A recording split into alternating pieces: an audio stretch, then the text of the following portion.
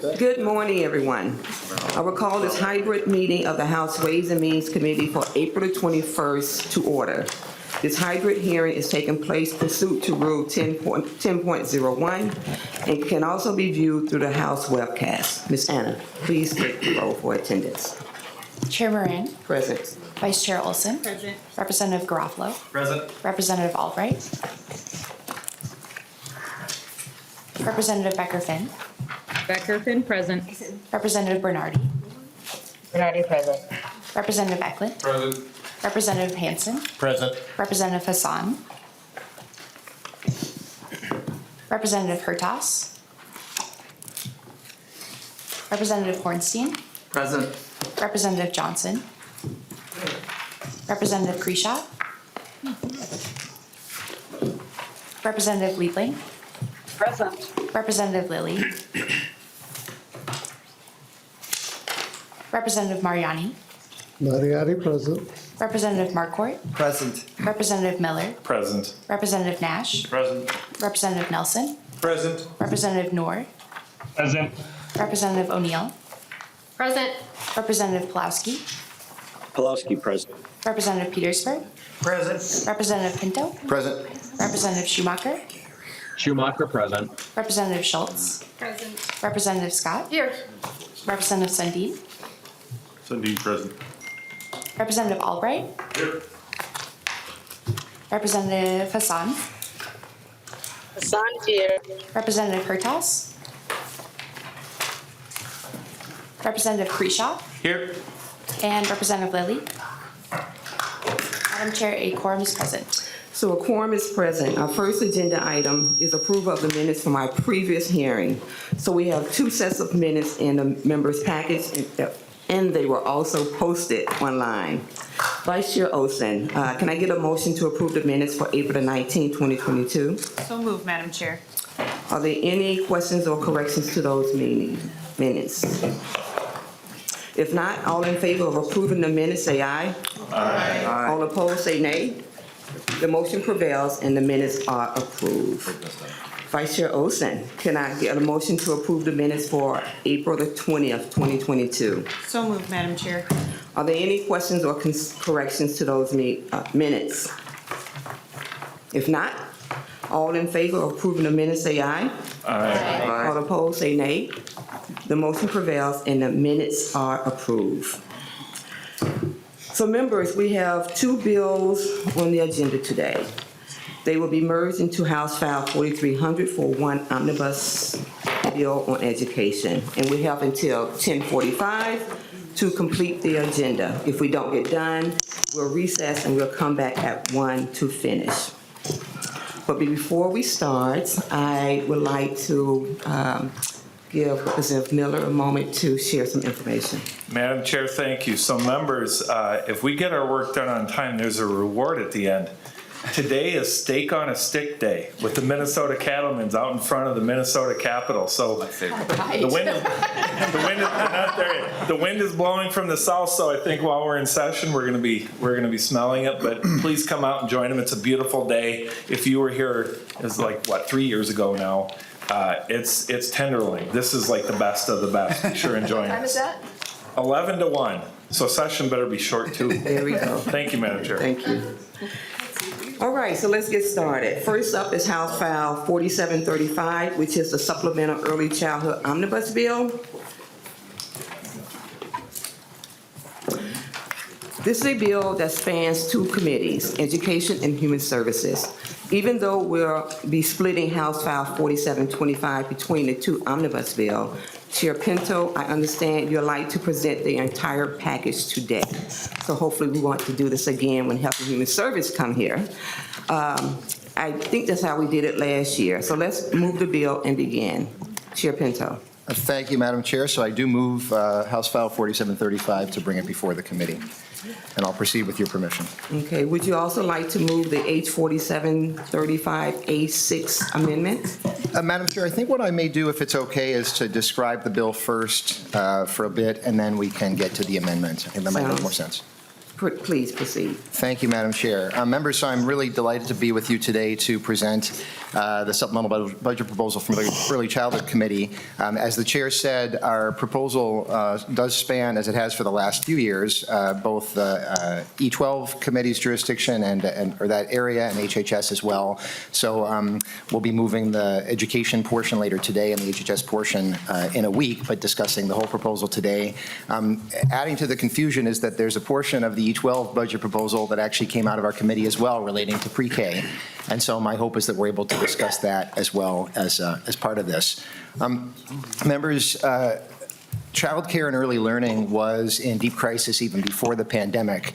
And then the pandemic, of course, made the situation even worse. This is a sector where families are paying a huge portion of their income for care, where providers are living off poverty wages, and where young kids are not receiving the great start that they deserve. It's probably important to note at the very start that the issue is that the economics simply don't add up. And so the challenge is that we want to make sure that we are providing the support that young kids need and that families need. So members, and a reminder that this is foundational to our economy and to our society. This is about our workforce now in the form of parents working and employers being able to grow and communities to thrive. And it's also our workforce of the future to give kids the great start that they deserve and to avoid the opportunity gaps that we see in school and beyond, and that I will note that start well before school. And so for closing opportunity gaps, this is the place to do it. During the pandemic, members, we saw that public investment worked. We were one of the very first states, maybe even the first state, to provide state support to our child care providers, and we had a much more stabilized sector than in other states. If you ask any parent of young kids, any kindergarten teacher, any employer, that child care is, for those employers, child care is one of the top workforce development concerns for companies and communities throughout the state. So all that is lead up to say that the bill in front of you today goes right at those needs that I described. So first, we invest in the kids and families with the very biggest payoff.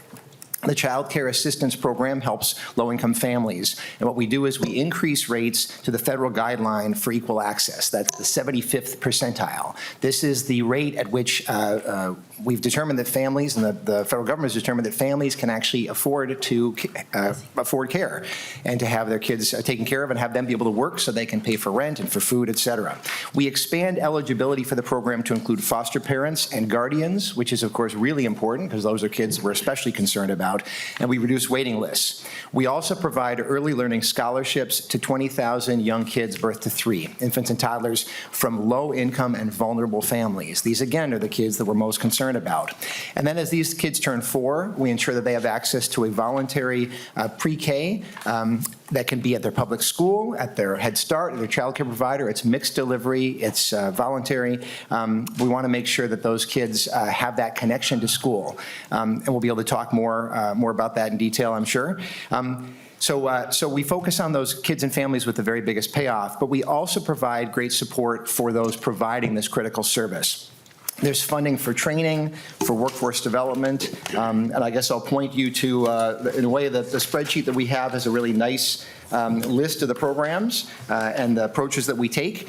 Wanting to make sure that we are providing, there's a one-stop child care assistance network that you'll see that was called for by our critical family child care providers. We have something called the Brain Builders program to help those who are working with infants and toddlers to maintain their connection, because we know that ongoing relationship is so critical for brain development for the youngest kids. And perhaps most important relates to the stabilization grants that I mentioned at the very start of the pandemic. Our state was the first to start these grants.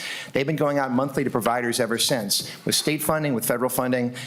Members, we may not have noticed this issue so much recently because, in fact, our sector has not collapsed because of that support that's been provided. Those stabilization grants are tailing off, and what our budget does is to make sure that those grants stay in place through the remainder of the biennium and are going at a lower level from there on out. Members, this is a public good. I cannot think of a more powerful public good than getting our young kids off to a great start and having it be at the same time that we're supporting their families to work, et cetera. And what we do is that we have our public support should in fact reflect that public good. Madam Chair, I may at this point ask to have to advance the amendment then, with your permission. Yes, please. Okay. So members, the A6 contains largely technical changes. There's one particular item that I'm going to highlight, but largely technical changes. I'll note that I had mentioned that Brain Builders program. We make a shift in that program. It looks like it's a brand new program. It's actually not. What we're doing is actually converting into a pilot program. It's a less, essentially a lesser approach than we were taking in the original bill, because we want to make sure that we have time to make sure that we're clear on that. A few other things as well, but the big thing I wanted to note is there's a proposal for IT infrastructure to address concerns that have been identified for several years now regarding how the different data systems are talking to one another and how different data sharing works across the different agencies. And so we do make some changes to that, in particular in response to a fiscal note that was just recently received to make sure the different agencies have the costs that they need covered for that. And I'm certainly happy to talk more about that. But members, I would ask that you pass the A6 and we can talk further about the bill. Thank you, Chair Pinto. Are there any questions on the amendment? Representative Garofalo. Thank you, Madam Chair, and this would be a question for our fiscal staff. So we have two spreadsheets in our packet. One of them is labeled the A5 amendment as referred to Ways and Means. The other one is the A6 amendment that Representative Pinto is offering. I just want to make sure that's the only difference between, I didn't review the spreadsheet yet. Is that the only difference, is the Pinto amendment between these two spreadsheets? Okay, Ms. Adrian? Madam Chair and Representative Garofalo and members, I believe that is correct. Ms. Beckel is on the meeting. I don't know if she wants to make any additional mention of it, but I do. That is my understanding that that's the only difference. Thank you. That's good. Thank you. All right. Are there any other questions to Representative Scott?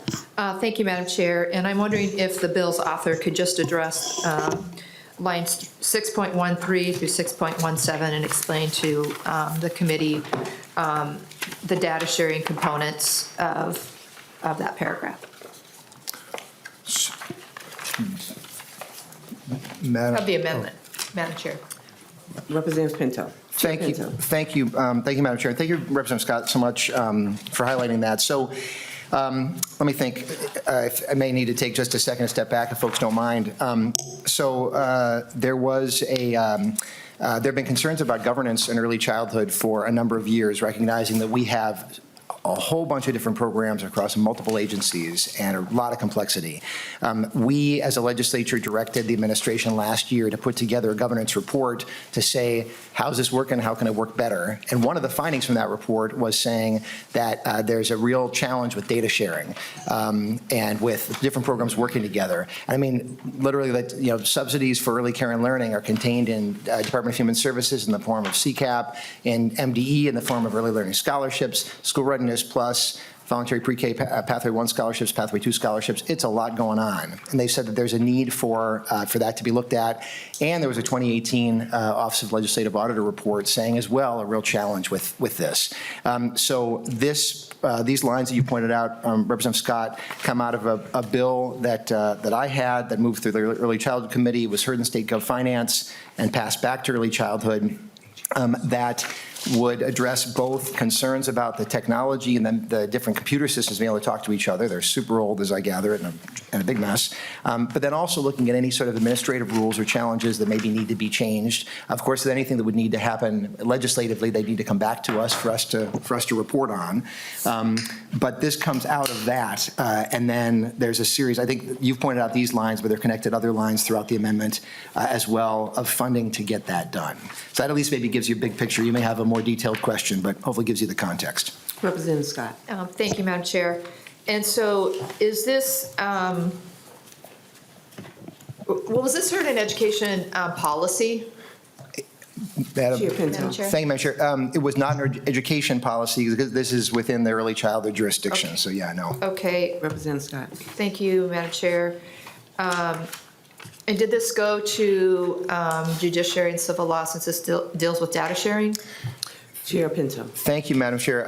We checked with Chair Becker-Finn, as I recall, and there was not a need for it to be seen. It's not proposing any changes to any of our statutes. What it really is having the different agencies look at how they interact with one another. This is all data that's already held by the agencies and by state agencies, and looking at how they communicate with one another. Representative Scott. Representative Scott.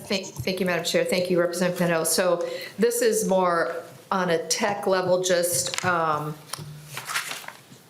sort of interconnecting the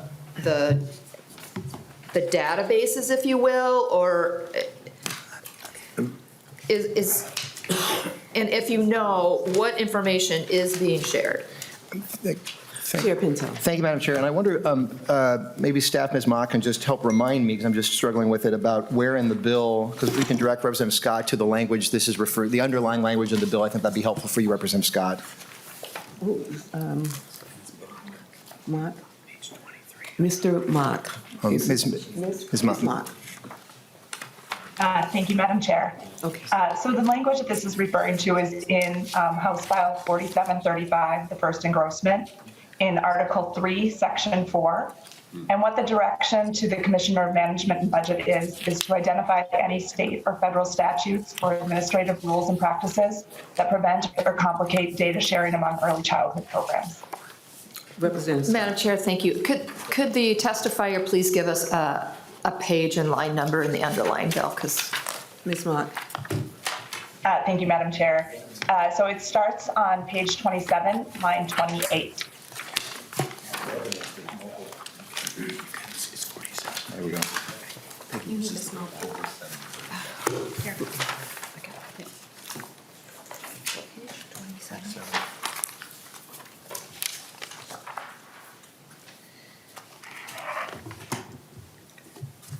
Madam Chair, if somebody else has questions, you can go to them while I look at this in more detail. If that's okay.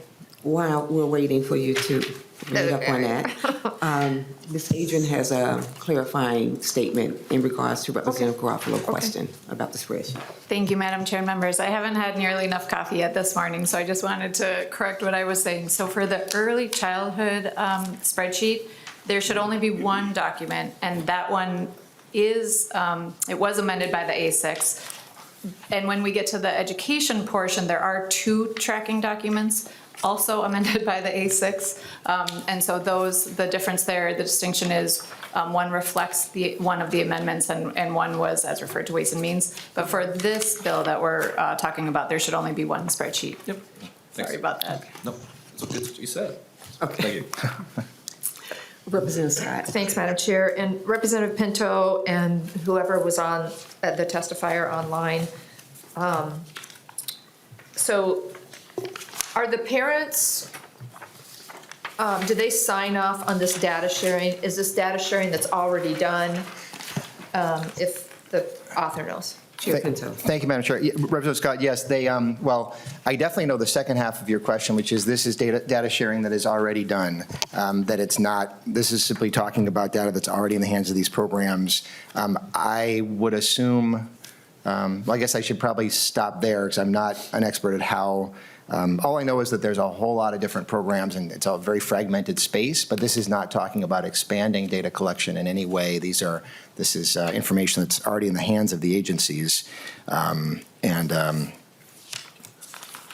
that's correct. Representative Scott.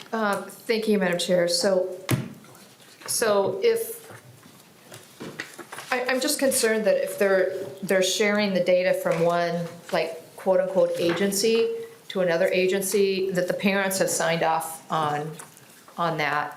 So I guess, Madam Chair, maybe I'll just talk with the bill's author offline to just have some assurances on that.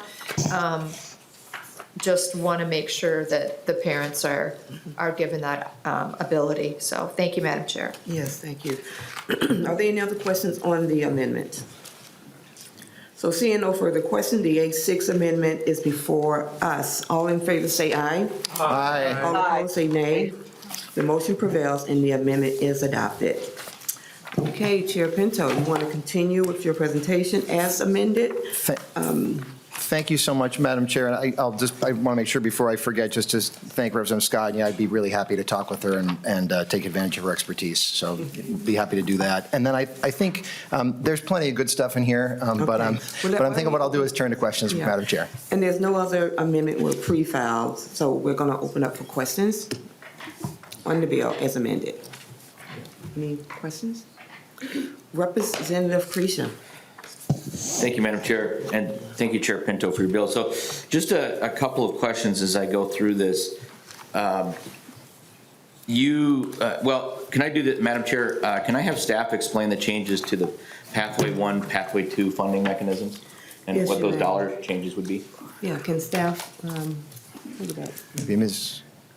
Mock, probably. Ms. Mock, is that a question for you also? Madam Chair, I think that would be a better question for Ms. Beckel. Ms. Speckler? Ms. Beckler. Thank you, Madam Chair. Okay. I'm just trying to hear. It's a little bit difficult. Please Thank you, testify. Madam Can you Chair. speak to this? Thank you, Madam Introduce Chair. yourself for the committee and proceed. Solveig Beckel, House Fiscal. Yes, so part of the VPK proposal is to reallocate funding that is currently going towards Pathway 2, the Pathway 2 program, toward the mixed delivery voluntary pre-K programs. And so the funding in this bill, if you'll allow me one moment, because the voluntary pre-kindergarten program was related to so many formula changes, the VPK proposal was carried in its entirety in the education, the K-12 omnibus.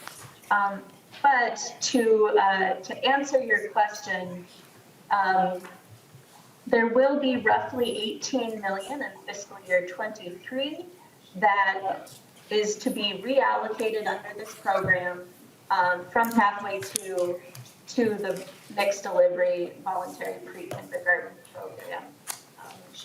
I can talk more to that now if you'd like, or when we discuss the education omnibus. Representative Creasy, were you able to hear and understand the difference in the pathways? Madam Chair, we're in the Capitol. I'll just make up the narrative as I need to be.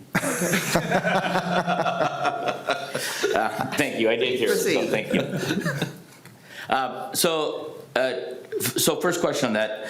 If I heard that correct, Chair Pinto, one of the net effects will be $18 million will be moved out of Pathway 2 into the mixed delivery. Is that correct? Chair Pinto. Thank you, Madam Chair. Representative Creasy, yeah, that's what I heard as well. And maybe just to add that my understanding is that the plan, I believe what I intended to do anyway, is to basically no longer have Pathway 2 scholarships, which for those not as familiar, they're the ones that go to a provider as opposed to going necessarily with an individual family. And the Pathway 1 scholarships then would be aimed at infants and toddlers. And instead for pre-K, it'd be that mixed delivery system and no more Pathway 2 scholarships.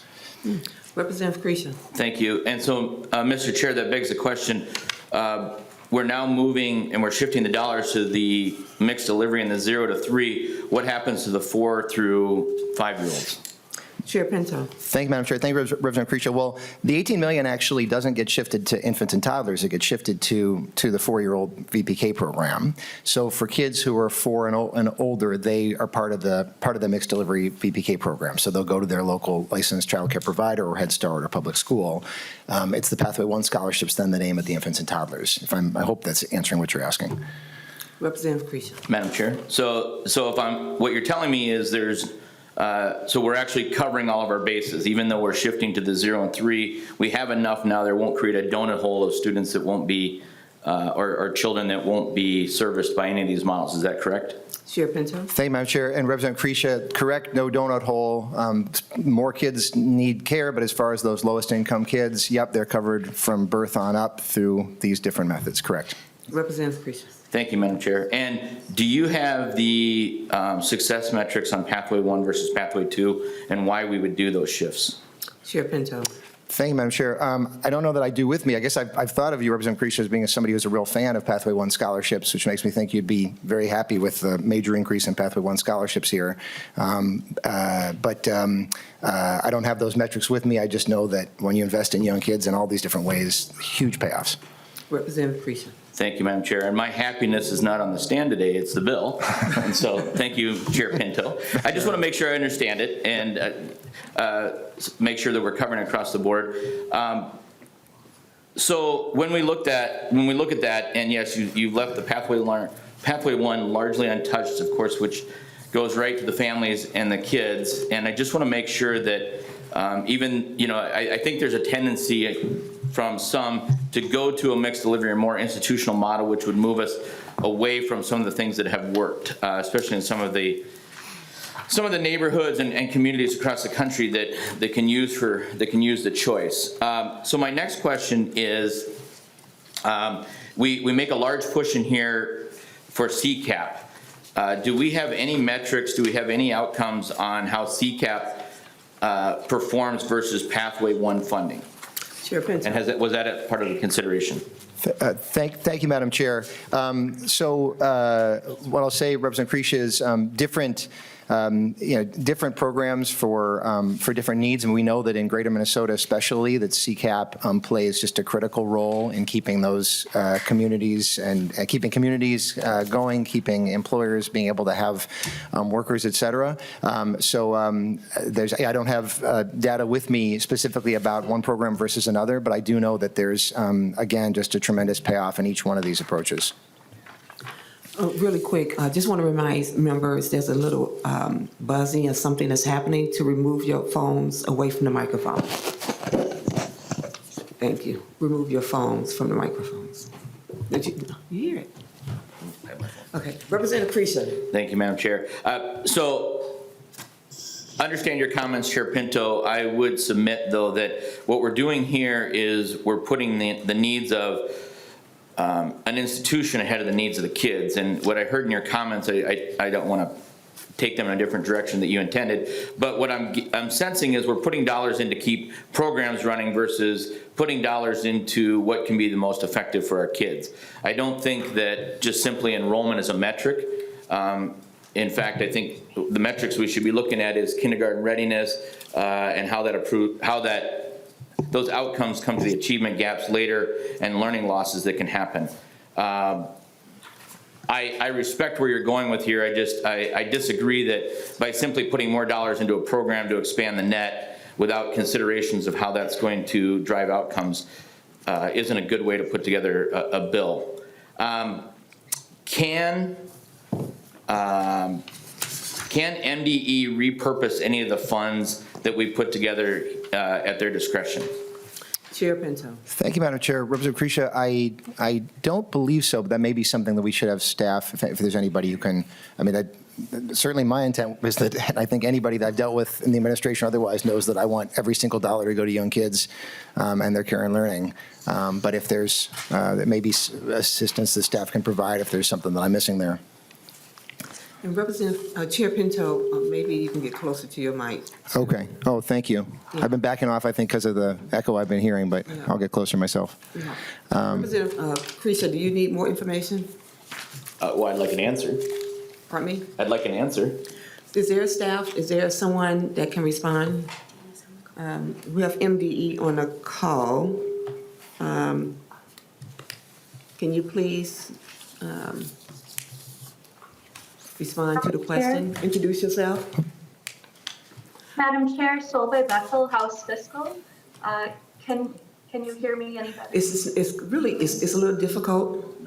She needs to get closer. Okay, I will try to That's speak better. loudly. Yes. That's better? That's better. Okay. I'm not entirely sure I'm understanding the question fully, but I did want to add that in the VPK program, which again is fully in the education omnibus, there are allowances for MDE in terms of administration. So roughly 2.4 million per year is allocated to administration for distributing the mixed delivery funds, so to Head Start and to family and licensed centers. And then there's an additional roughly 2.5 million that MDE is allowed to use for administering the entire program. I see Mr. Uni from the department is here, so he can correct me if that's incorrect.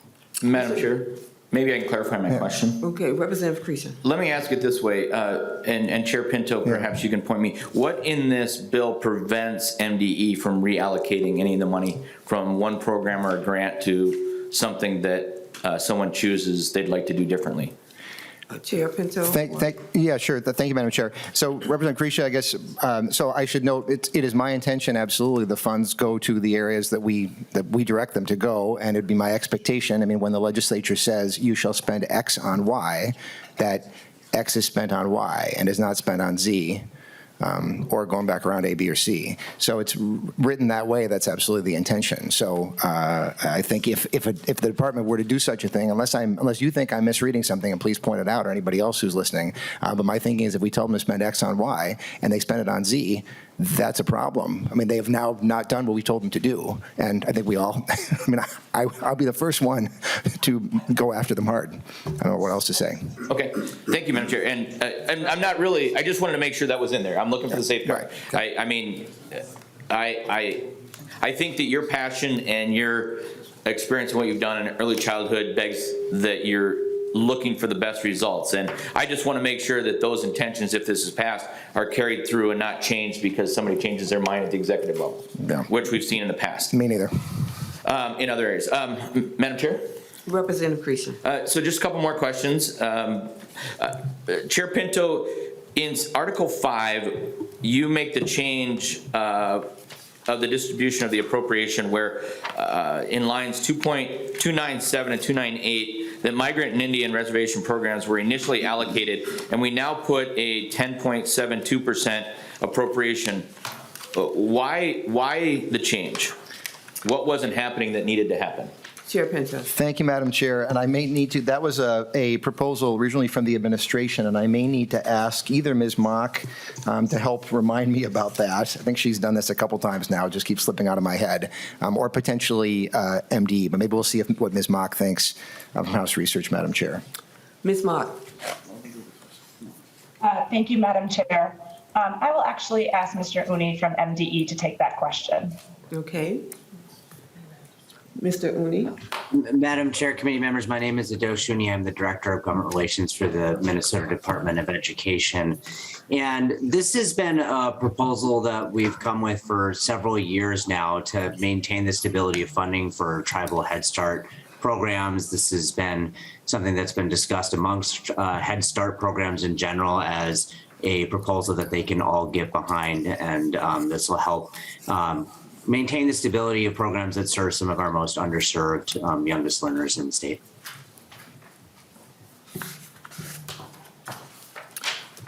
Okay. Madam Chair? Representative Creason. Thank you. And hello, Mr. Uni, how are you? So this is a proposal that's come a couple of times. Why 10.72%? What is the magic number about that with stability versus how we were doing this before? Can you just walk me through the gap? Mr. Uni.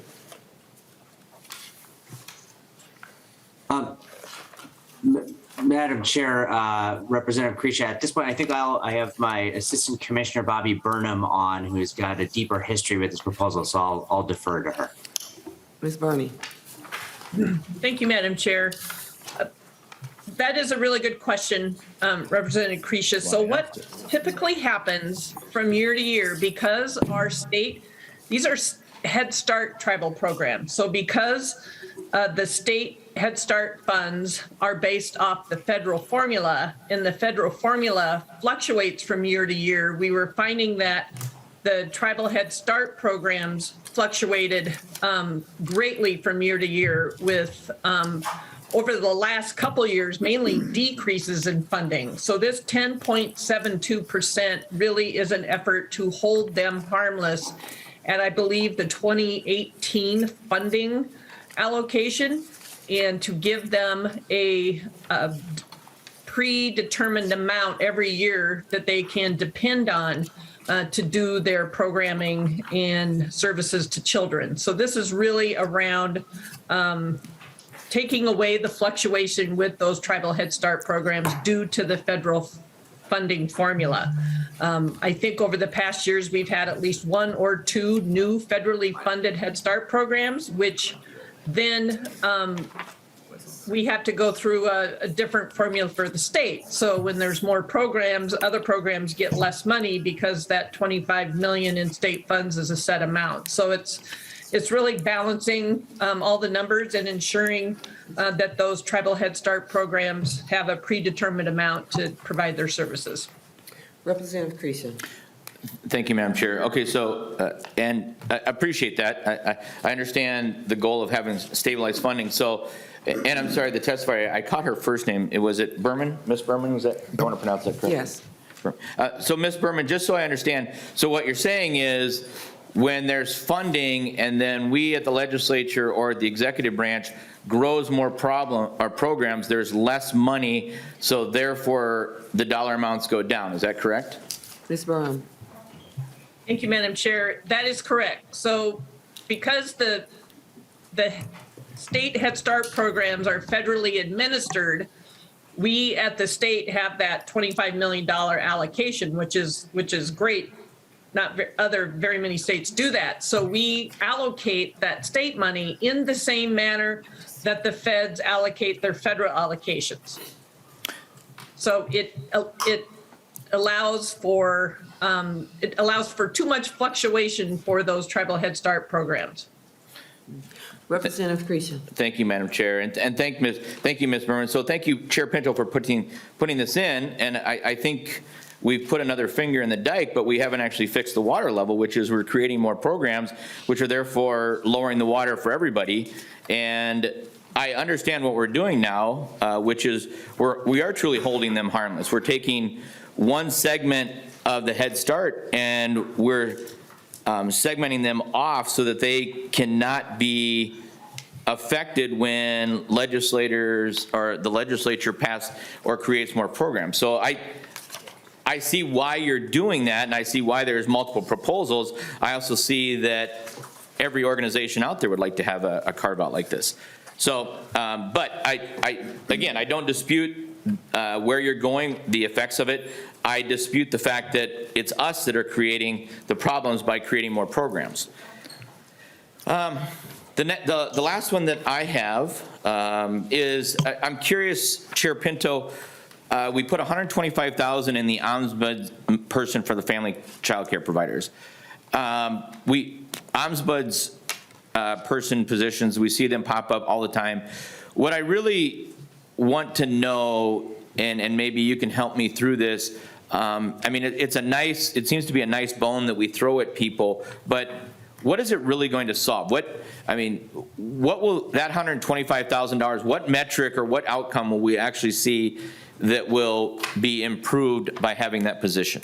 Chair Pinto. Thank you, Madam Chair. Thanks, Representative Creasy, for the question. So that position, Family Child Care Ombudsperson, came out as a recommendation, a request from the Family Child Care Task Force that we appointed as a legislature. And I'm trying to think of the exact time. It would have been a couple years ago now.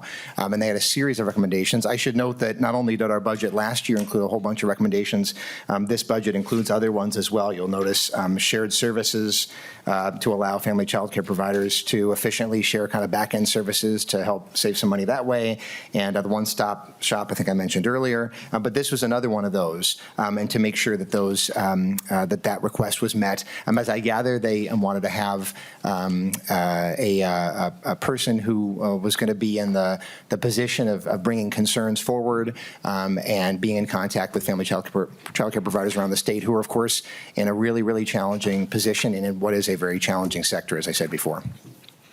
Representative Creasy. Thank you, Madam Chair. And Chair Pinto, thank you for that. And I mean, I understand the spirit of which this was created. I'm just, my concern is what we've created is one more person to take notes and admire the problems that we already have. I mean, when we look at Health and Human Services, and there's some, I've worked with many people in the Health and Human Services, whether it's child protection, family child care providers, early child, and they're all seeing the problems. They're gathering this. We travel around the state. I just, it's 125,000, but again, we just heard that the more we expand things, the less money is available for the programs. We have to create carve-outs, and my contention here is, okay, it's a nice to have, but isn't this just the 75th redundancy and the 75th amplification of what we've already heard about the challenges in family child care providers? So, but it's your bill. And I understand, that why you might put that in. So thank you, Chair Pinto. Thank you. I wish you the best of luck with the bill going forward. No further questions. Thank you, Representative Creashaw. Representative O'Neill. Thank you, Madam Chair. Good to see you, Representative Pinto. I just have a few quick questions about CCAP. And you and I serve on public safety, and we worked on some really tough things in the past. And my question is, it looks like you're putting an awful lot of money. It looks like $220 million and some change into CCAP, which, I'm sure it's needed, but my concern is when the OLA did a deep dive into the CCAP program, we found a great deal of fraud, waste, and abuse, heavy on the fraud. And I'm wondering what's been done since the OLA report to the CCAP program to tighten that up, and if you could speak to that. And the other thing I was wondering is, as I'm looking through, it looks like we're going for infants and toddlers, from the 40th percentile all the way up to 75th percentile. And for preschoolers, school-aged, it's closer to the 30th percentile up to the 75th percentile, which is obviously equates to the $220 million that we're adding into the program. So can you just further explain the thought process behind that huge move? It's almost a doubling. And then what kind of provisions either are in this bill or have been done to deal with waste, fraud, and abuse? Chair Pinto. Thank you, Madam Chair, and thank you so much, Representative O'Neill, for bringing that up. So one challenge is that nobody else on Ways and Means serves on early childhood, so you wouldn't have had the chance to hear about all this. So in 2019, we enacted as a legislature a series of significant reforms in the program. And I'm looking at, I can maybe get to you afterwards, Representative O'Neill, kind of a summary sheet from past years, but enhancing record-keeping requirements for CCAP providers, clarifying various requirements, having a uniform method for calculating attendance record overpayments. I got a long list. And in particular, directing that there be, and I think part of this was on a DHS initiative as well, that there be a continuous improvement group that went in and just went stem to stern on the whole program. So our very first hearing in 2020 then in the Early Childhood Committee was a report on this. This is a couple years ago now. And I would urge folks to watch the hearing, because as a member, to a member from DFL, GOP, et cetera, I think it's fair to say folks were extremely impressed. And this was a couple of years ago. So to answer your question, what has been done? A massive amount has been done. And the program is in a very different place. I would challenge some of the points about where things were even in the past. But regardless, we had massive changes. Now, if everybody did everything perfectly all the time, then as a prosecutor, I'd be out of a job, right? So we know that there's things are not perfect, but we want to make sure is that we are preventing to the extent we can, and then to the extent folks are doing things that are wrong, that we're holding them accountable. And there's a lot in place on that. So feeling very good about that piece of things. And then regarding the rates, and I should have said this before, Minnesota is in, I think, like the bottom 5 in the country in terms of the rates for our child care assistance program. It's got a different name in different states. Some of the states that are 75th percentile include both of the Dakotas, Kansas, Kentucky, Utah, Alabama, Arkansas, 75th percentile. Minnesota's in the bottom 5. And so no wonder we're having huge challenges throughout our state. So we should feel very good about the idea that our state should be at the level of those other states and a level where people will actually be able to pay for care so they can work, which is they're trying to do so they can pay the rent and pay for diapers for their kids. Thanks. Yes, Representative O'Neill. Thank you. Thank you, Madam Chair. Thank you, Representative Pinto. I appreciate that. And I think the proof's in the pudding, so we'll have to, hopefully there is ongoing follow-up to make sure that everything is as we hope it is, as you had said, and I know that you see the underbelly, so to speak, of society as a prosecutor in your daily work. It's interesting. So if the 75th percentile, that brings us to where nationally? Chair Pinto. Then we'll be at the standard for making sure that families have, that costs are appropriately covered. So that's, I guess, notes that I have say that these, it's 17 states where all their rates are the 75th percentile. Another 5 states have some of their rates to the 75th percentile. And our state has a difference between preschoolers versus the younger kids. The notes I have say 75th and higher, so I suppose maybe there are states that are higher than 75th, but 75th is the standard. I would expect that that's where we want to get to. Mm-hmm. Representative O'Neill. Thank you, Madam Chair. Thank you, Representative Pinto. I'd like to work with you a little bit more. I know I have this vague recollection. I think it might have been you bringing me the bill, and we were discussing about some of the fraud, waste, and abuse, and trying to tightening up. And I don't know, it was one of those hallway conversations I think we may have had. So I know that there was a movement in that direction. It'd be really interesting to see if the OLA will circle back and reevaluate the CCAP program, because I can tell you Minnesotans are incredibly concerned about the waste, fraud, and abuse. And nobody really knows the number because it was really too difficult to even calculate according to the OLA, but it was large. It wasn't a couple million. So I think Minnesotans are incredibly concerned about the CCAP program. If we're going to literally double and put $220 million more into it, that it's safe and secure and the money goes to where it's been intended. So I just want to make sure that we get that on the record. And again, I really hope the proof's in the pudding that we've tightened up those massive holes that were there in the past. Chair Pinto. Thank you, Madam Chair. And I'll just note, Representative O'Neill, so we have had a hearing every year that I've been chair. We've had a hearing with a report on the follow-up from this towards the beginning of each session. So we did again this year. That OLA report was now 4 years ago. And again, a lot has changed in part because of the work that we've all done. So, and it's ongoing, of course, as well. Thanks. Thank you. Thank you. Well, seeing no further discussion, Chair Pinto, do you have any closing comments? I do, Madam Chair, just briefly. First, I wanted not to forget to thank not only the staff, and you've gotten to hear some of them, especially Ms. Mock and Ms. Beckel, and Mr. Berg we didn't hear from today, but have been incredible. But also Lead Franson, who is not on Ways and Means, but has been a very good partner to me in this work. And so I've been grateful to her for the partnership, and to our members on the committee as well. I did want to highlight something, members, that I had not said at the beginning, but feels important to note. Representative Creech had asked some questions about the pre-K program, and Chair Davnie will be coming up. But I wanted us just to recognize that it really is, although it's mixed delivery, there's a couple different places that kids can go. It is a comprehensive program, a comprehensive approach to say that whether a kid is in their licensed child care provider or their public school or at their Head Start, that we have a series of standards and measurement of progress and quality in terms of teaching and a connection with schools. That's something that I had not highlighted earlier and feels really well worth connecting and highlighting, that this is, we're really trying to make sure the kids at birth all the way up get off to a great start. I'm so grateful for the conversation, and I know it'll continue. Thank you, Madam Chair and members. Well, I just want to thank you, Chair Pinto, and your committee for your excellent work on behalf of our earliest learner.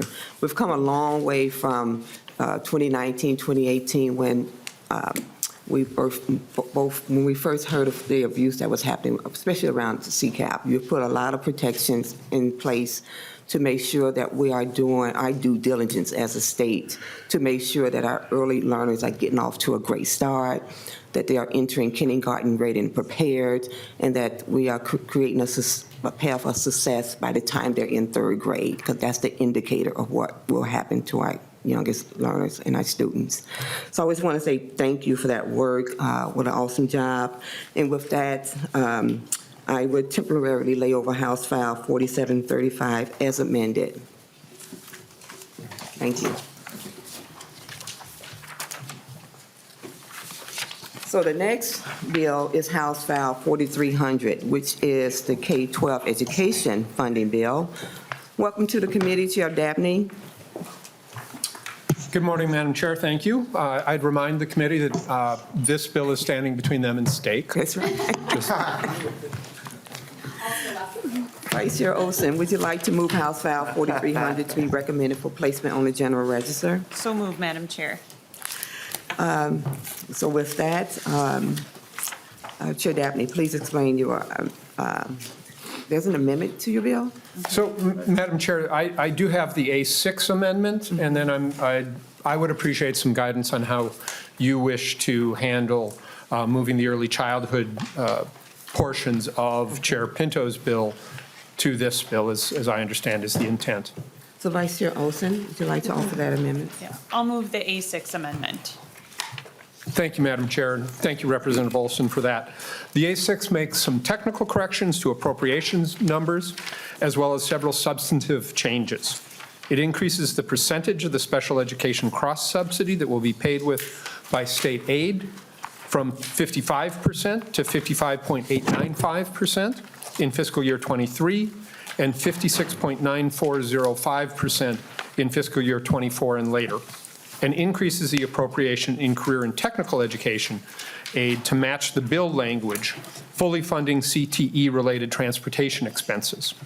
The cost of the CTE aid will now be $3.2 million a year, beginning in fiscal year '24. The bill previously overestimated the cost of its provision to buy down special education cross-subsidy, so all increased funding in this amendment still fits within the target. The A6 also replaces a provision allowing online learning providers to offer asynchronous courses, with one clarifying that independent study credit recovery programs in state-approved alternative programs may use asynchronous learning if they have done so at least the last 3 years. Madam Chair, that's the A6 amendment. All right, are there any questions on the amendments?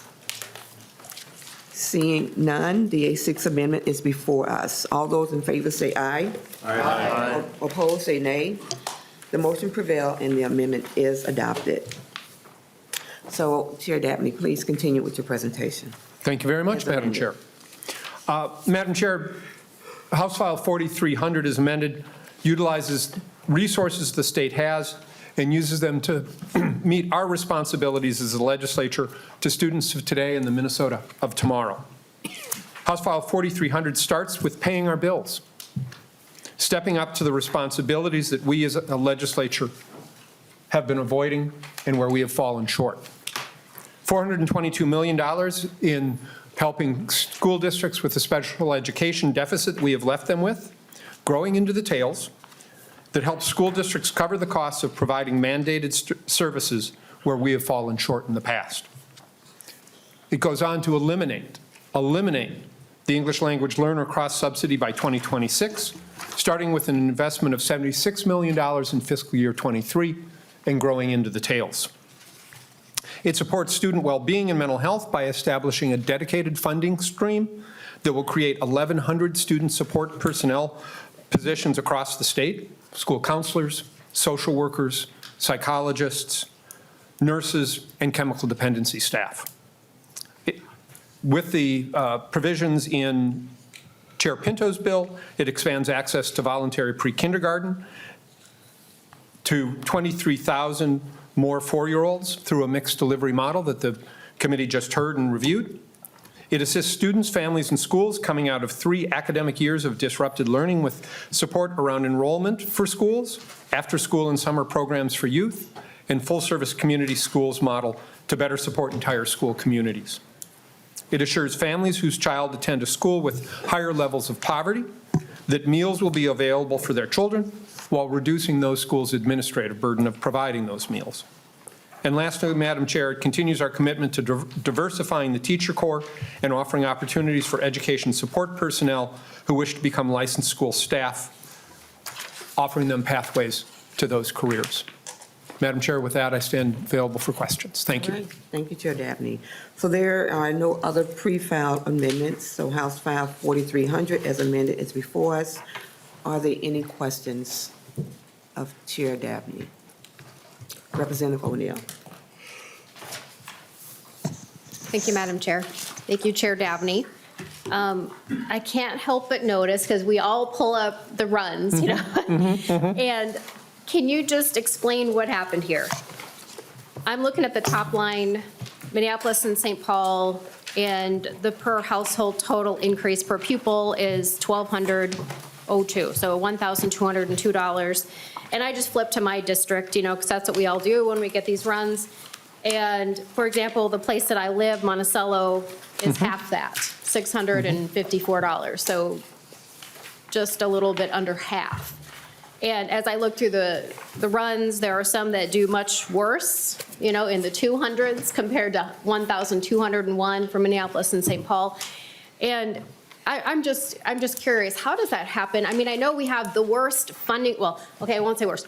The most complicated funding formula in the entire United States is our education funding formula, and there's probably 4 people in the entire state that actually understand the craziness of our funding formula, because we use all these different categoricals, and we have our base, but we use all the, so can you just explain in layman's terms, how does this happen that Minneapolis and St. Paul get $1,201 per pupil?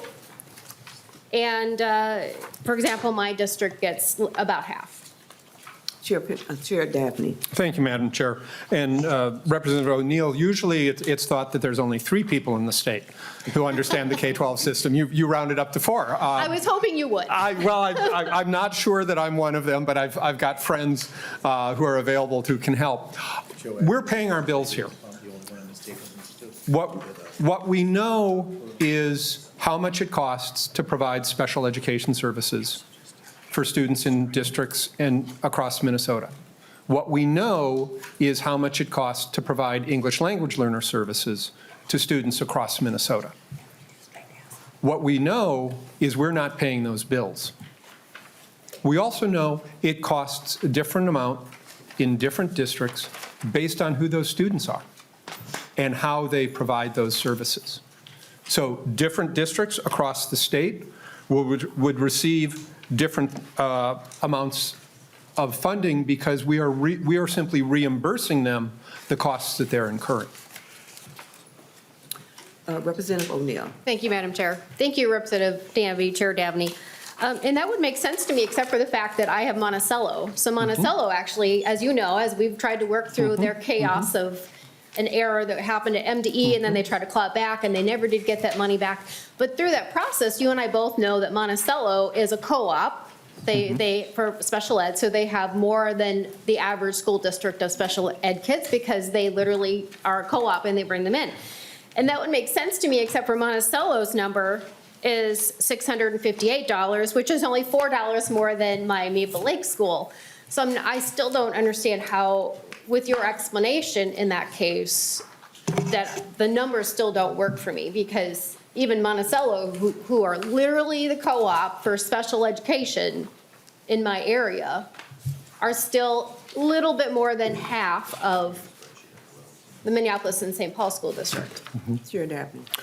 Madam Chair, I may ask Mr. Strom, who's available online, to talk through the modeling and the reimbursement, and he may be able to shed some light here for Representative O'Neill and the committee. Mr. Strom, please introduce yourself and proceed in response to Representative O'Neill's question. Madam Chair, Representative Davnie and O'Neill, Tim Strom from House Research. The question of special education funding and where the cross-subsidy comes from a couple of different places.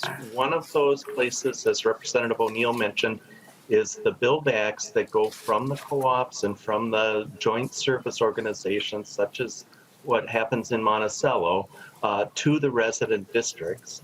And another big portion of that comes from the intermediate school districts and charter schools that bill their special education costs back to the resident districts as well.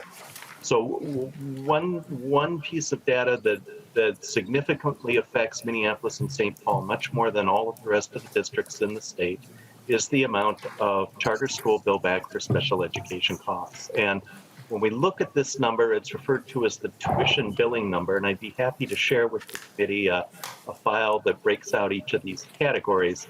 But you'll see that because of the number of students in Minneapolis and St. Paul who are resident to those districts that attend charter schools, that the tuition billing to those districts, which is in the unreimbursed costs, is quite a bit higher. So that's the primary difference between why some school districts have very high special education costs and relatively modest special education costs. There are issues related to workforce. The formula is a reimbursement formula, and so the level of services and the salary of the providers of those services matter. But in general, when one looks at special education data, the biggest difference in terms of unreimbursed costs is the amount of tuition that's billed back to the residents. Madam Chair, Chair Davnie. may I ask Mr. Strom a clarifying question? Yes, you may. Thank you, Madam Chair. Mr. Strom, I'm looking at Representative O'Neill's Monticello district because that has been one that she referenced some issues a few years ago. I continue to hear from time to time from parents in that district and staff about their challenges around special education funding. But Mr. Strom, am I to understand that because they operate as a co-op and are taking in students from surrounding districts and providing them those services, the Monticello Public Schools are able to bill back to the resident districts of those students the cost of providing those services? Mr. Strom. Madam Chair, members, I think the Monticello situation is a little further complicated. The method that was used was the school districts formerly were in a type of cooperative arrangement where the Monticello School District was the fiscal host. And they switched to a different organizational structure, largely at the suggestion of the Department of Education that the fiscal host model wouldn't work as well as some other models. The year of the shift made all of the difference. It was the year of transition in 2016 of the special education formula. And the result was the base that got set for the groups of districts, including the Monticello School District, was quite a bit lower for the starting place. And so there was a big one-time funding gap that continues each year because of that lower base that was established. In answer to your question then, Representative Davnie, the special education services that are provided through the new cooperative structure are billed back to the resident school districts. I'll see if I can find some details in the next few minutes that I can share with you and Representative O'Neill about the reasons why Monticello's gap may appear more average than not. But I think a large part of their problem was really related to this one-time problematic choice of the start year for them for purposes of the regular special education fund. So, Madam Chair, I think in English, the simpler understanding is the students that Monticello takes in from other districts and provides services, the cost of those services is covered by a combination of state aid and resident district tuition payments. And so the special ed deficit that we are attempting to take on aggressively for Monticello and every other district in the state that Representative O'Neill sees here is the deficit based on the state's lack of sufficient funding for special education services for Monticello resident students. How'd I do, Representative O'Neill? Representative O'Neill. Thank you, Madam Chair. Thank you, Chair Davnie. Yeah, you're close. I mean, Monticello is a unique situation, and I recognize that. And I would have loved to thought that it was their choice, but it wasn't their choice to switch their model. And you know that there was this whole craziness of a back-end multiplier that fell off, and it's a very complicated funding issue, and yet has not been resolved. You and I worked hard. We got it all the way to the governor's desk, and the governor vetoed it. It's a whole long story. In any case, my greater concern is really just the fact that there's a lot of haves and have-nots in your runs here. And that was just an example, that there's quite a bit of funding headed to Minneapolis and St. Paul, and much lesser so to some of the other school districts. And, I understand that they've got needs and all of that. So let me ask it a slightly different way about the money on the base. How much did you put on the base formula so that everyone gets the same base amount? So, thank you, Madam Chair. So Representative O'Neill, we treat all districts equally in this approach. All districts receive 55 point something % decrease in their special education deficit. So we took an equality approach to this, to every district across the state. right now we are in and have been in a situation where districts across the state are taking on water. There's a hole in the boat. And we can certainly put more fuel in the tank, but if we don't, members, patch that hole in the boat's not going to get very far. And dealing with the funding deficits in special education and English language learning is that we've created, the holes we bored in the bottom of those boats, is our first responsibility. And that's the approach we've chosen to take. Representative O'Neill. Thank you, Madam Chair. No, I appreciate that. And I realize that, you know, even in my school districts, in my district, there are varying amounts of the cross-subsidy. And some districts have really huge cross-subsidies and some have slightly less than the very huge cross-subsidy issues. I totally get that. I understand that. It's just a little bit concerning if we're going to spend 1.1 or so billion in this biennium and over 2 billion in the next biennium, that at least in the runs, it's just such a wide gap, right? And I get it if all you're trying to do is cross-subsidy, but I think there's a little bit more going on in your bill than just cross-subsidy, because the cross-subsidy number is, you know, less than half of what we're doing this biennium, right? And so there's a lot more going on here. And I just wanted to point out that when you add it all together and you add all these crazy categoricals and you run the formula, that there are haves and have-nots in the runs. And I just wanted to point out that a couple of my schools are in the have-nots, and they're just about half of what Minneapolis-St. Paul is getting. So I appreciate the conversation, and I know you and I have talked about these things in the past, and we've tried to help specific situations like Monticello, and unfortunately we did not prevail, even though we gave it a really good go for 2 bienniums, and we still couldn't get their money. So they are in a world of hurt, which is why you keep hearing from them. And honestly, their administration just flat gave up, because we had tried for 4 years to try to get money for them, and they finally just said, look, we just don't have the bandwidth to keep doing this. So I'm sure they're not completely unique in that, but in that sense where they were forced to change their structure, they are. So I appreciate that. I you know, maybe someday we'll see a little surprise and a budget that actually makes them whole. That'd be nice, but I don't see it today. Thank you, Chair Davnie. Okay, Representative Scott.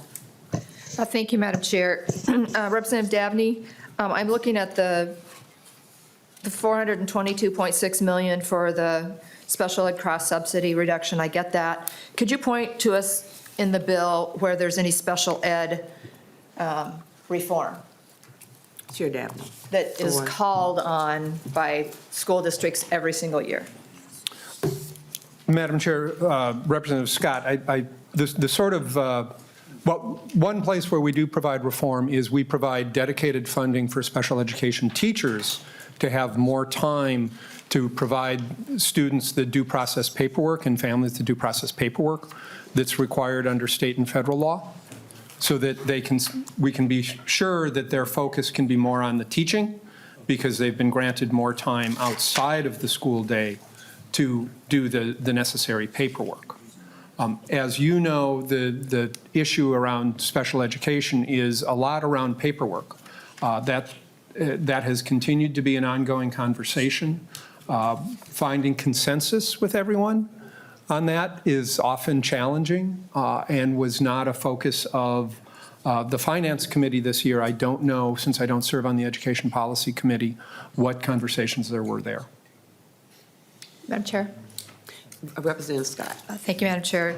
I do sit on education policy, and not a lot of time was dedicated towards addressing the actual paperwork issue. So I understand you wanting to give the teachers more time to complete the paperwork, but that issue could be solved by doing something about the paperwork challenges that these teachers have. And there's nothing in this bill that addresses that. Another question, or maybe just a statement, but, you know, the amount of money in this bill, when we had, last year was a budget year, Now we're adding more money, and I understand you guys have your targets, and the Democrats in the House are spending pretty much all of the surplus over the next few years because the spending goes into the tails. But, you know, it seems to me that this is almost, the money in this bill is almost a buy-off for the over 50 mandates that are in this bill, 50 mandates. And we know every time the school districts come to us, and we all get this from our own school districts, please no more mandates, please no more mandates. And instead of eliminating mandates, this bill adds 50 mandates, and we're gonna, it's so frustrating that nothing is being done about that. But we're piling on the mandates, and then, oh, since we piled on the mandates, we're going to give you this money to, I don't know what the motive there is, to keep them satisfied or quiet or whatever. But this is a backward approach to what our educational system needs right now. And Representative Davnie, one final question. Could you address in this bill, you know, over the last few years, we've had, these kids have had a lot of lost learning. So where in this bill, I mean, to me, this bill, if you're going to spend more money, this bill should be full of a policy that gets these kids caught up. So could you point to me in the bill the areas where you're addressing these years of lost learning? Chair Davnie. Madam Chair, Representative Scott, I'd also remind you that we have the Special Ed Tuition Billing Working Group in the bill, which is another area of reform in special education that's been an area of challenge. Madam Chair and members, I'd remind you the delayed learning that some students and many students have experienced can be best dealt with dealing with the special education cross-subsidy deficit, the English language learner cross-subsidy deficit, with declining enrollment support for schools, providing schools with stable, secure funding so that they can then work on addressing the needs of students. Some of that delayed learning has been complicated further by challenges to student well-being and mental health. We provide dedicated funding for 1,100 student support personnel across the state to better support students. We also provide funding to help identify education support personnel, classroom aides and such like, who might want to move into those student support licensed positions to help them get that training and that education and be able to take their places in those schools. So the best thing we can do to help schools deal with delayed learning is to put students at the center of our deliberations, which is what my committee has done and what this bill has expressed. Madam Chair. Representative Scott. Thank you, Madam Chair. So are there some metrics that we should know about that prove out that these things that you just spoke of will actually produce results? Madam Chair, Representative Scott, as you know, we use the Minnesota Comprehensive Assessment, the MCAs, as our primary metric for educational But those are optional, Mr. Chair. Madam Chair, Representative Scott, under federal law, 95% of the students are expected to participate in those tests. Expected to. Right. Okay, thank you, Madam Chair. I just am very frustrated with this bill, and you know, while you say it puts students at the center, I disagree with that. Yeah, I'll be voting no. That's not a surprise, but thank you for the line of question. Representative Petersburg. Thank you, Madam Chair, and thank you, Mr. Chair, for bringing this forward. I'm sure that all districts are appreciative of getting more funding this year as well. And I heard you say at the very beginning that we are paying our bills. And I would disagree slightly in the fact that, in my opinion, no, we're paying the school district's bills. The school districts that have that have taken great pains to be very efficient in how they use those funding, so forth, and others. you know, the way I read the Constitution of Minnesota, it says that the legislature is responsible for the funding mechanisms for the school systems, and the school systems is responsible for the curriculum and educating of the kids within those funding mechanisms. And what we've done over the years is continued the micromanagement of school systems with interventions of mandates and requirements that the legislature has put upon them, and at the same time restricting them through very complicated funding mechanisms to do that. And so I don't really see us paying our bills, and instead those that have been more efficient in the use of funding so that their cross subsidies are less than other districts per pupil are actually getting a deficit. And those that have been unwilling to make some of those decisions are being rewarded with additional dollars in here. And so I have some concern about that, and just about the fact that we continue to put on more mandates, requirements on schools without taking into effect all of those mandates require additional administration, paperwork, et cetera. It all becomes a net negative as well. Now, I did hear you talk about the boat with the hole in it, and we've got water coming in, and how this bill plugs that hole.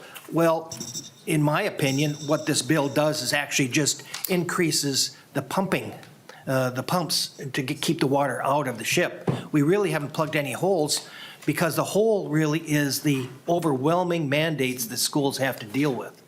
And if we really wanted to deal with that hole of siphoning off funding, we ought to deal with those mandates. And so I'm hoping that we're not going to change the bill today. It's going to go through the way that you wish it to, but I hope into the future that we have some thought about how we reduce the mandates and allow the school systems and school districts to actually deal with providing the curriculum within the funding that we give them, rather than us always stepping in. So that's kind of just my 2 cents worth, and I appreciate the work that you've done on this, but I think we have to deal with the mandates, we have to deal with all the other things, giving them the opportunity, giving our school districts the opportunity to actually educate our kids that's best for them. Thank you, Madam Chair. Representative Garofalo. Thank you, Madam Chair. Is Mr. Strom still on? Mr. Strom, are you present? Madam Chair, I am still here. All right, thank you, Madam Chair. Mr. Strom, it's good to see you again. Just a couple of questions from the spreadsheet. First of all, I guess we learn something every day, but line 95 of the spreadsheet shows special education 90-10 shift. It seems to imply that when we paid off the shift, we previously paid off the shift. We did not pay off the special education shift. Is that correct? Am I reading that right? Mr. Strom. Madam Chair. Perhaps Ms. Beckel could address this Ms. question. Beckel. Yes, Madam Chair and members, Solveig Beckel, House Fiscal. Line 95 of the spreadsheet shows the special education 90-10 shift. This item shows the cost in fiscal year 23 only of shifting special education funding from 87.66% funding in the year of the entitlement, and then the cleanup payment of 12.34% in the following year, to the 90-10 shift that we see in more of the education funding formulas and more of the education funding appropriation. Madam Chair and Ms. Beckel, so I'm just curious, and I apologize for old habits die hard, so I, of course, run to Mr. Strom when I don't know something. So Ms. Beckel, on line 95 there, so why was that not already 90-10? Mrs. Beckel. Madam Chair, Representative, so I believe at some point in the past, this was shifted because there were not funds to pay for the full 90% in a given year.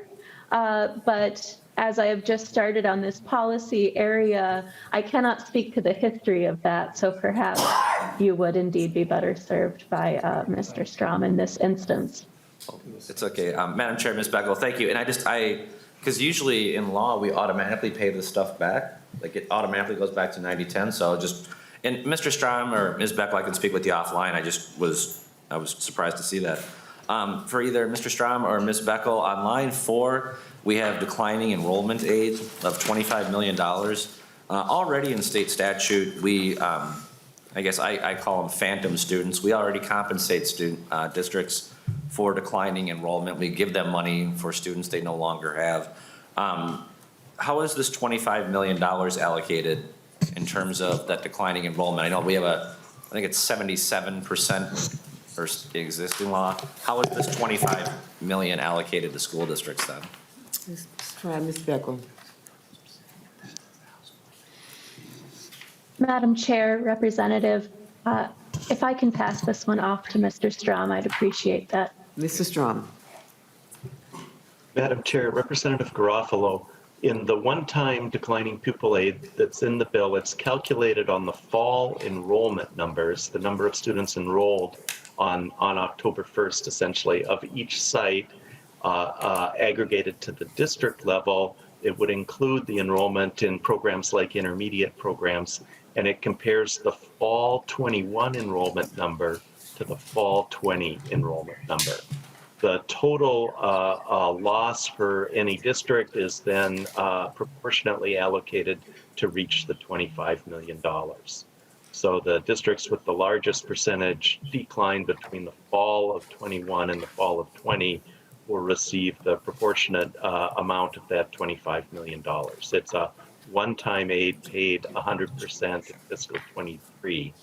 The regular formula, as you mentioned, the regular declining aid formula that's in general education pays 28% of the formula allowance for each student who's not there in the following year using the measure of adjusted pupil units.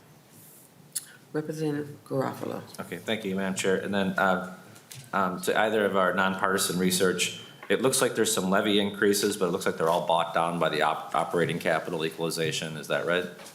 Mr. Strom? Madam Chair, Representative Garofalo, yes, that's correct. Okay, and then the base special education increase, it used to be that every year we would increase the special education formula automatically by, I believe, 4.9%. Is that still the case for forecast into the future? Mr. Strom? Madam Chair, Representative Garofalo, the 4.6% annual increase in the base is being phased down. Changes about 3 or 4 years ago began to phase that down so the district's relative share of their total special education costs would become more even amongst districts. When the change was made to the formula that put the 4.6% in place, there were very different starting places for the district. And so the adjustment, the 4.6% adjustment is still in statute, but it reduces by a little bit each year. So it's becoming a smaller number over time until it reaches a 2% adjustment. Okay, and then, Madam Chair, my final question with regards to that. So with the Davnie bill where the special education cross subsidy is being eliminated, is that 4.6% increase still going to apply to it regardless of the expenses, or will it be capped at the current limit that we set in law? Mr. Strom? Madam Chair, Representative Garofalo, the 4.6% adjustment happens first, and then the cross subsidy gets determined. So the more growth there is on the front end of the formula, the less of the cross subsidy there would be. Alternatively, if there's less growth on the front end of the formula, there'd be slightly more in the cross subsidy as well. So the cross subsidy formula comes into play at the very end after all the other calculations of the special education or formula are made. Then the cross subsidy says of the remaining amount that's not funded, a percentage is funded. And that's the primary line that Representative Davnie's House File 4300 adjusts by pushing that number from 6.43% up to slightly above 55%. Representative Garofalo. Okay, thank you, Madam Chair, and thank you, Ms. Beckel and Mr. Strom. Thank you for answering those questions. Representative Davnie, I want to wish you happy trails as you retire into your post-legislative activity. I'll save most of my comments for the House floor, but I do want to thank you for your work over the last 22 years in the legislature. So, I mean, when you first got elected, you had hair. It's true. But, Madam Chair and No, it's not. Representative Davnie, so I'll be voting no on your bill today. I do think it's important, as we're talking about this, to look at the specific dollar amounts. For this fiscal year, this bill contains a $1.15 billion increase in spending. In the tails, it's $2.1 billion. Even by the standards we use today, that is an exceptional amount of money. And so I'll be voting no, but Representative Davnie, once again, I want to say, thank you for your friendship, and I wish you happy trails in your post-legislative activity. All right. Representative Creasy. Thank you, Madam Chair, and thank you, Chair Davnie, for your work in the bill, and I've enjoyed working with you the last 4 years, and I'll just get out of the way. I do wish you well as you go on beyond this. So I know, as many of us that sit in the education and all the committees, I know a lot of the conversations and policies that we see come from a place of trying to solve things that are out there, injustices, ills, and frankly, just bad policies. So I respect that. I respect that. So a couple of questions that I have on the bill. The board member section, just walk me through why we're putting that in. Lines 4.15, and we can go to staff too. It's just an understanding. We switched that employment relationship from 8,000 to 20,000. Why are we doing that again? Chair Davnie. Thank you, Madam Chair, Representative Creasy. And first, thank you. I've appreciated and enjoyed our partnership the last 4 years as well. So thank you for your kind words. That provision came forward from, if I understand it correctly, the School Boards Association, who were recognizing that some school board members also work part-time in their districts, and that there's a value to that. You know, you get to see it from the inside and the outside, from the top and the bottom, but that $8,000 salary limit was artificially low. Representative Creasy. Very good. Thank you. And I believe that was to the point of, again, trying to encourage good people to serve on school boards, see the multiple perspectives. And I mean, we want this to be an engaging, the school board position to be an engaging position that's helpful. A couple of other questions. Is Mr. Uni still on from MDE? Chair Davnie. Madam Chair, Representative Creasy, I'm here. Mr. Uni, under the ethnic studies piece, it came from the House File 3434 Fraser bill. To this point, is MDE already working on any of these curriculums or these studies? Is any of that going to be available soon? Mr. Uni. Madam Chair, Representative Creasy, what I can tell you in terms of, the department is not authorized under law to create curriculum. We do have the statutory mandate to review and revise our academic standards on a 10-year cycle, and that includes a range of subjects, including one of the ones we just went through, which was social studies standards, and we're in the math standards right now. But to your question specifically around, are we implementing or creating curriculum, and particularly to ethnic studies, we are not in charge of creating curriculum. Representative Creasy. Madam Chair, and so Mr. Rooney, so just so I'm clear, so in this this part of the bill, we create mandates around that, and we're not the FBI, the CIA, so I'm hoping that this isn't under some secret place where we're doing these clandestine curriculum best practices studies. My question is this, I'll just get right to it. Is MDE working on anything of a framework that could quickly be implemented if this bill was passed to get out to schools? Mr. Uni.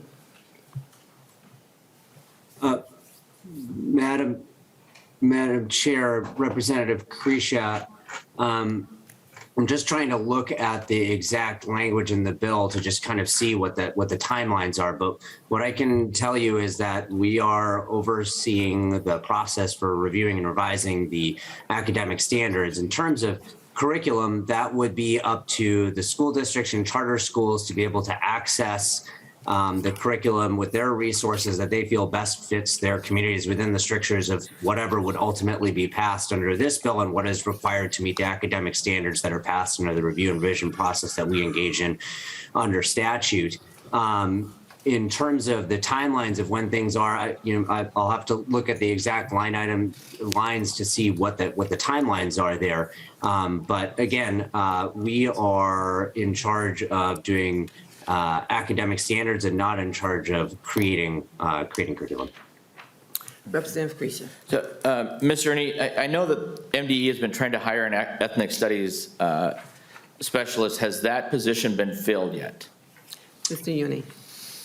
Madam Chair, Representative Creasy, I believe we are still in the process of hiring. I believe it's been posted and we are looking at candidates. I will have to provide an update to the committee soon. I believe Assistant Commissioner Bobby Burnham had to step away to another meeting, and I can check with her and try to get that information to you. Thank you. Representative Creasy. And Mr. Ernie, I'm not trying to be evasive, but it seems to me, in the interest of being fully transparent, that MDE is looking for a position. That position would create guidelines or curriculum to adopt academic standards for ethnic studies in a bill that we don't even know has been passed yet, or if this would survive through the process of conference committees and all that.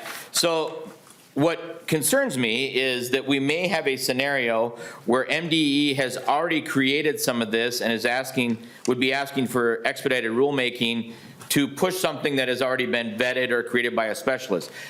Are you telling me that scenario doesn't exist in the job description for this position, where they're not going to be creating that type of curriculum that could be very easily, if this were to pass, go into school district as that mandated curriculum? Mr. Uni. Madam Chair, Representative Creasy, I want to be absolutely clear. Yep. For the committee that the department is not authorized to create curriculum or promote any particular curriculum.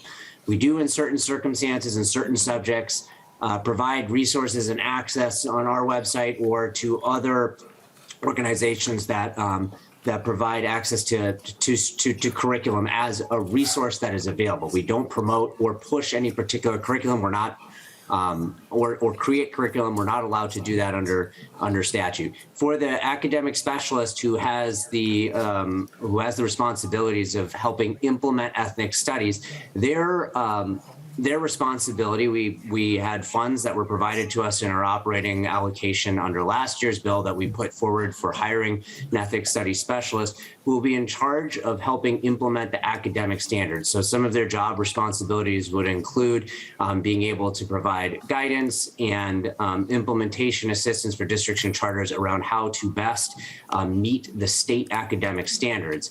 They would be able to respond to a district's response, and that would include webinars, and that would include trainings and those types of things. And they would be able to respond to districts' questions of, hey, does this type of general curriculum meet the academic standards? But they wouldn't specifically be promoting any particular curriculum. They would really be providing technical assistance around implementation. And to your point around would this job position be covering work that isn't already part of, well, I would say that under our last academic standards revision cycle, there were several standards and benchmarks that were put into place around, at least at this point, we're in the SONAR process in front of the administrative law, or the SONAR process that will go in front of an administrative law judge soon. But in our current academic standards that are under review, we do have some ethnic studies components. And so those will come within the responsibility of that ethnic study or of that ethnic studies specialist when they come on board and start that work. So, Member, I just want to quickly say these are like absolutely fantastic questions and information and learning that we're having here. We have about 10, 11 minutes left, and if we do not finish before 10:45, we will come back this afternoon. Representative Creasy. Thank you, Madam Chair. So, no problem. No pressure. So just quickly then, thank you for that, Mr. Uni. And so what I'm hearing is, and the concerning part of this is, let's take the human side of this. The Department of Education, like any other organization, is anticipating and looking at how it's going to meet the needs of what it's being asked for. Statutorily, they're not being asked to do this, but they are creating the standards that they're not statutorily being asked to create for those standards.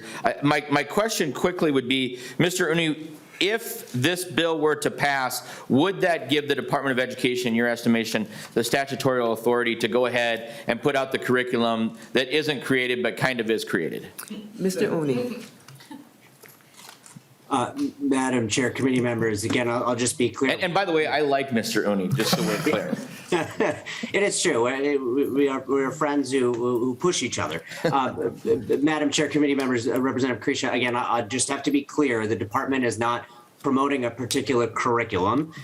In terms of the standards, if the component of this bill that the department put out, which is embedding ethnic studies across our academic standards, as well as making it part of the knowledge and skills portion of our statutes, which comes under compulsory instruction, yes, we would view that as the ability of this ethnic studies specialist to be able to assist districts in meeting the academic standards, which require all of them to have ethnic studies as a component of them. There are provisions in this bill that the department did not put forward that do come from, you correctly identified, Representative Frazier's bill, that include ethnic studies task force, as well as a range of activities that the department would have to engage in to do further implementation of the academic standards. But, pardon me, I will be clear, it wouldn't give us any free rein to implement any type of particular curriculum. We've been clear, I think, with the advocates and Representative Frazier and others that the department is not allowed to implement curriculum. So we would not interpret anything that passed in here as the department promoting a particular curriculum. Representative Krisha. Thank you, Madam Chair. A couple quick ones, just for my understanding, Chair Davnie. We bring forth in this bill the mandate for menstrual products provided, and also we have where school districts cannot, they may not discriminate for ceremonial dress for graduation, which I think are fine provisions. I'm just curious, why did they raise to this level? Has this happened a lot? Do we have a big problem with students not being able to get feminine hygiene products? And do we have schools that have told students they can't wear a ceremonial into the graduation ceremonies? I just don't know. I'm just asking. Chair Davnie. Thank you, Madam Chair. And Representative Krisha, the funding for menstrual products is really an expression of some remarkable leadership from young women, high school women who have taken up that issue. It's really part of a national trend. Elsewhere, you'll see the same thing. But they have done remarkable work in bringing that issue forward. It's got bipartisan and bicameral support, and I'm proud to carry that provision. As they point out, we provide soap and toilet paper and hand towels in the bathrooms, and we can provide menstrual products as well. To the ceremonial regalia for Native American students, yes. We have school districts that have prohibited Native children from wearing ceremonial regalia at their high school graduation ceremonies, which is obviously a very meaningful, hopefully a very meaningful event in a young student's life. Representative Krisha. Thank you, Mr. Chair. So I appreciate that, and that's wrong, and that shouldn't have happened. Just a couple of other quick things, just so I keep us respectful of time. But there's no formula increase. And Mr. Strom, if you're still available, I'm just curious, we could have done a formula increase which would have allowed dollars to flow into general fund, and school districts could have then applied that to the special ed cross subsidy. Is that correct? Mr. Strom. Madam Chair.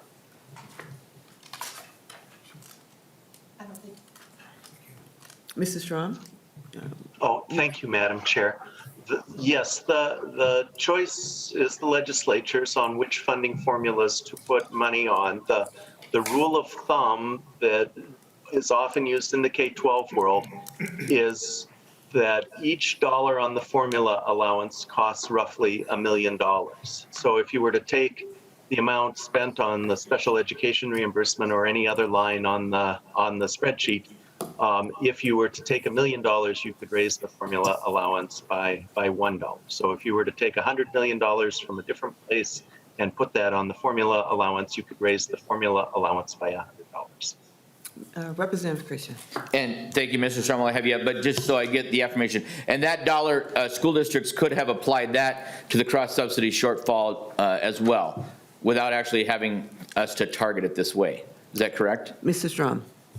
Madam Chair, Representative Krisha, yes, the school districts currently pay for their cross-subsidy for special education out of their regular operating funds. Whatever their shortage is in special education comes out of the rest of their budget. And in the same manner, if there were additional general education money for from the formula, that money would be available to help cover the special education shortfall.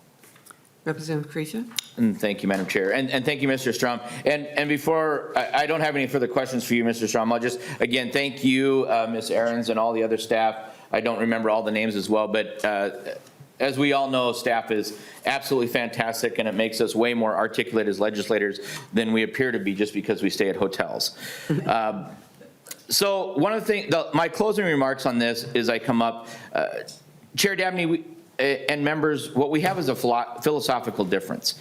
Every problem we have in here is tied back to conversations that have come up, doesn't matter who's in charge. And one quick note I'll say is it's absolutely appalling to me that the federal government can't fix the special ed gap that they've created when we quickly got money through COVID. And for years we've been talking about this. And this is a problem that was solvable, but the fortitude and courage from our federal government hasn't been there on this, which is appalling because we're talking about our greatest future resource of kids. But we're left with this scenario, and the scenario that we have is a philosophical difference, where I believe we're looking at we're skirting the line of trying to be a state school board versus a diverse school boards around the state. This bill gets us in the direction of creating more of a state school board model where we drive mandates and we come down with the 50 mandates. We've got over 800 musts in this bill. And those all give us the indication that this bill is acting like how do we create a state school board situation that drives it down to the schools. And if we're gonna do that, then maybe we should just take our local school boards and local control away completely because we're headed that way. We can't have both. I contend that in the areas that I represent and the conversations I have out in rural Minnesota, that more diversity is better. We're doing the school board language here because we do value our school boards. We do value the people that are closest to the students who can make those decisions and have those conversations with the students and work with superintendents. That there's value in that. But we are now taking that decision making and we're moving it to a state level. And instead of actually solving the mandate or actually solving the special ed program and the fallacies that come of there and all the things that happen, we just add more time and add more money. We give teachers more time to work on a problem and a load that's getting higher rather than reducing their load. And I think that puts the chair in the untenable position of creating a bill that has everything to everybody, but doesn't really get us on the path of improvement for many of these areas. I think that when we look at this, it reminds me of an Apple video that many of us may have seen. I think it was in the late 80s where there was a person up on the screen and somebody comes running in from the back and they smash the screen. And it was in 1984. Boy, we're old. But this bill, it worries me because we as a legislature are heading down to a path where we're trying to make everything fit into one box. And that's not what's designed to work the best for our schools. It's not what's designed to solve the cultural and community differences across the state. So, Chair Davnie, I understand where your approach comes from. I think there's a philosophical difference. I think that what the school districts I've talked to feel like they're being bribed to take a $500 less per pupil on this with no formula increase just to take the mandates that are going to come. And I know where those mandates have all come from. They've come from a fear that we're going to do something or something's going to happen in the past. I mean, we elevate menstrual products over meals for kids that didn't make it into this bills. And so while I see all of these things, I see the incongruencies of what we created and the scenario where a one-size-fits-all school board type of approach at the state level is becoming more appealing in this bill than if we were to push that to local decision-making for our schools. I'll be voting no. Seeing no further discussion, Chair Davnie, do you have any closing comments? Thank you, Madam Chair, and I'll be brief given the time. I first want to thank the staff, both partisan and nonpartisan. Every kind thing that Representative Creasy just said about staff and their role is true, and I emphasize that as well. It was excellent to be able to phone some friends here, and I really like having the little screen right here where I can track from this position. And you're right, Madam Chair, the questions and the discussion were absolutely fantastic. And I appreciate it. There's a lot that I could respond to, but I will say this. I think the philosophical difference is whether we take on the responsibility that we've taken on or not. We have mandated certain services. Every child in Minnesota should have the opportunity for world-class education. We should not look at reducing services for some kids because they're more expensive or more inconvenient to educate. We mandate those services because they're the right thing to do, because they create opportunity, and they create an opportunity for Minnesota. It's our responsibility to pay the bills. The philosophical divide here is whether we should stand up to our responsibility or not. Madam Chair, members, thank you for the discussion. Thank you for the questions. I ask for your support on House File 4300 as amended. Well, thank you, Chair Davnie. The last 2 years have been a real challenge for everyone from this associated with our educational system, from our children to our parents to our educator. We are in a historical moment in time where we have underfunded education. We have some of the worst disparities in the country right here in our educational system.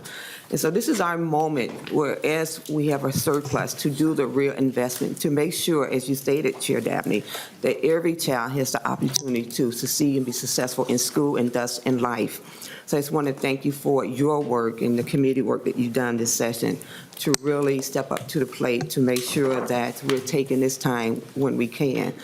Over the last 2 years, it has been so tough for so many to create a pathway that's going to be fair and equitable for our children within the educational system. And I think this bill will address some of those really critical needs that we need to be addressing today. So there being no further discussion, we will proceed to the motion to combine these two bills and send them to the floor using House File 4300 as the vehicle.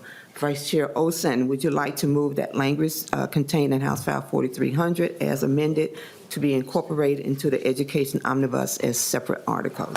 So moved, Madam Chair. So the Ocean motion is before us. To be clear, this is just one of the motions to include the education bill as separate articles into the Omnibus Education Bill. All those in favor of the motion say aye. Aye. All opposed say nay. No. The motion prevails. Chair Pinto, your bill spans two different areas.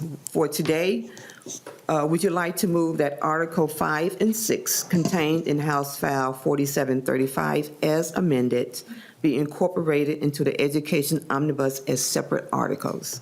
So moved, Madam Chair. So the Pinto motion is before us. This vote is to incorporate just Article 5 and 6 from House File 4735 into the Omnibus Education Bill. All those in favor say aye. Aye. All opposed say nay. No. The motion prevails. So members, we now have the House File 4300 as amended before us. The next vote would be the final vote on the combined package. Vice Chair Olson renews her original motion that House File 4300 as amended be recommended for placement on the general register, and that nonpartisan staff be directed to make any technical corrections and amend the title. This would be a roll call vote. Ms. Anna. Please take the roll. Chair Moran. Aye. Chair Moran, aye. Vice Chair Olson. Aye. Olson, aye. Representative Garofalo. Garofalo, no. Garofalo, no. Representative Albright. No. Albright, no. Representative Becker-Finn. Aye. Becker-Finn, aye. Representative Bernardi. Aye. Bernardi, aye. Representative Eklund. Aye. Eklund, aye. Representative Hansen. Aye. Hansen, aye. Representative Hassan. Hassan, aye. Hassan, aye. Representative Hertas. Hertas, no. Hertas, no. Representative Hornstein. Aye. Hornstein, aye. Representative Johnson. No. Johnson, no. Representative Kresha. Kresha, no. Kresha, no. Representative Liebling. Aye. Liebling, aye. Representative Lilly. Lily, aye. Lilly, aye. Representative Mariani. Mariotti, aye. Mariani, aye. Representative Marcourt. Aye. Marcourt, aye. Representative Miller. No. Miller, no. Representative Nash. Oh, Nash, excuse me. Representative Nelson. Aye. Nelson, aye. Representative Noor. Nor aye. Noor, aye. Representative O'Neill. No. O'Neill, no. Representative Pulowski. Pulaski, aye. Pulowski, aye. Representative Petersburg. No. Petersburg, no. Representative Pinto. Aye. Pinto, aye. Representative Schumacher. Schumacher, no. Schumacher, no. Representative Schultz. Schultz, aye. Schultz, aye. Representative Scott. No. Scott, no. And Representative Sundin. Sundin, aye. Sundin, aye. Madam Chair, that is 18 ayes and 10 nays.